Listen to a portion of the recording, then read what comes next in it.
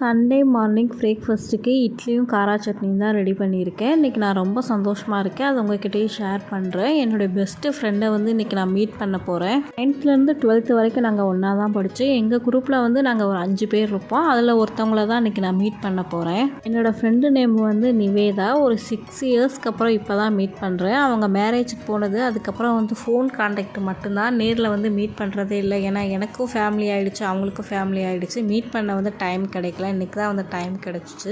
2 பேருமே சந்தோஷமாக ஒரு 1/2 hour உட்காந்து பேசிட்டு, ஸ்கூல் லைஃப்பில் நாங்கள் பண்ண சின்ன சின்ன நல்ல மெமரிஸ் எல்லாத்தையுமே நல்லா பேசிட்டு, அதுக்கப்புறம் லஞ்சு சாப்பிட்லாம் அப்படின்னு உட்காந்துருக்கோம். லஞ்சுக்கு வந்து என்னோடய ஃப்ரெண்டு தான் ஆர்டர் போட்டிருந்தாங்க.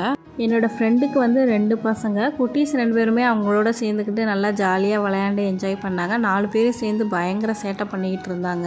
6 o'clock மேலே தான் நான் அங்கேருந்து கிளம்புனேன். அந்த பசங்களுமே பாப்பாங்களை விட மாட்டேன்ட்டாங்க. அதை விட என்னோடய ஃப்ரெண்டு என்ன விட மாட்டேன் அப்படின்னு சொல்லிட்டு